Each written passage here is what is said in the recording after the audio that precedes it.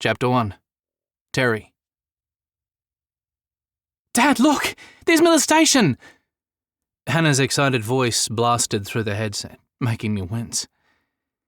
I leaned across to try and catch a glimpse, but all I saw was a sea of tussock and a milky blue river. "Where?" "There!" She pointed to the far end of the valley where a tiny spot of red marked the roof of a building. "You've got good eyes." The chopper pilot shot Hannah a crooked smile. With his choppy blonde locks and bright blue eyes, Luke Nichols had kept my daughter entertained the entire flight, spinning yarns about the Mackenzie Basin and the people who lived there, all perfectly gauged to grab the interest of an excited 14-year-old girl. Hannah beamed at the praise while her service mobility dog, Gabby, who'd been ignored most of the flight, nudged her leg as if to say, "Hey, don't forget about me."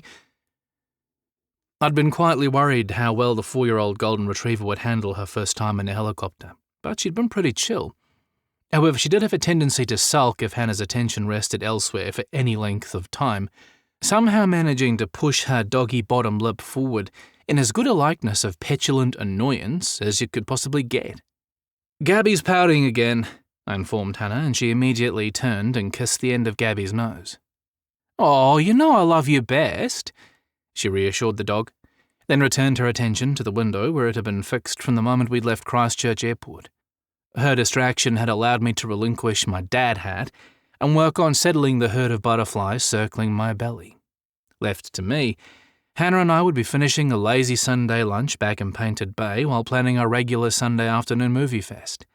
We would not be perilously gallivanting far too high above the Canterbury Plains. Hannah spun and grabbed my hand, tugging me across to the middle seat. "You can see from here." She pointed to a cluster of buildings far in the distance at the head of the narrow glacial valley. "That's it." Okay.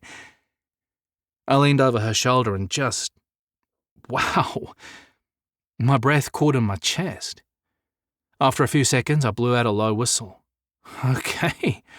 I admit that's pretty impressive. See?" Hannah's chest puffed. "I told you this was a great idea."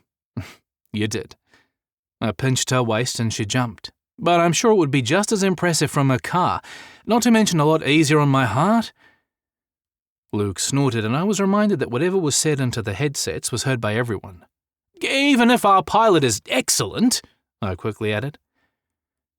Luke glanced over her shoulder with a smile. "Not a fan of flying?" "Planes are fine," I countered. "Flying in a tiny, noisy tin can with nothing but a sliver of metal between me and certain death? That's a hell no."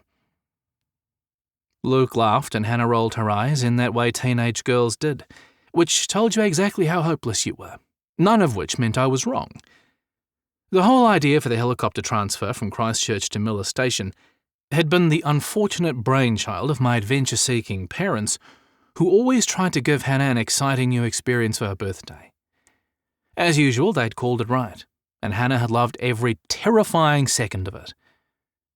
She leaned back against me. "That's so pretty, isn't it? You've got that right." I kissed her hair, inhaling the familiar scent of vanilla from the shampoo she'd been favouring for a while now. In a time when it seemed the future of our little family was slowly slipping out of my control, one determined teenage heartbeat at a time, that enduring fragrance was oddly reassuring. "This too will pass." My mother's favourite saying played in my ears, but brought little comfort. Hannah was growing up, gradually slipping out of my protective arms and into her own skin. It was inevitable, and was even to be encouraged, I knew that. But that didn't mean I had to like it, not one little bit. Some days when I looked at my daughter, I could only shake my head. We were different in too many ways to count, not least that Hannah possessed more courage in the tip of her little finger than I or her birth mother could ever aspire to in a lifetime. Hannah was much more like my parents in that regard, or my older brother Kelvin, who'd summited Everest before the age of 35, married a world-renowned climbing guide he'd met on said expedition, and was currently working through the legalities of converting part of our parents' old dairy farm into an organic medicinal marijuana growing facility. Don't get me started. Whereas I, on the other hand, was the eminently less daring product of my parents' union, and I'm sure they looked at me the same way I did with Hannah, puzzling over the genetic anomaly.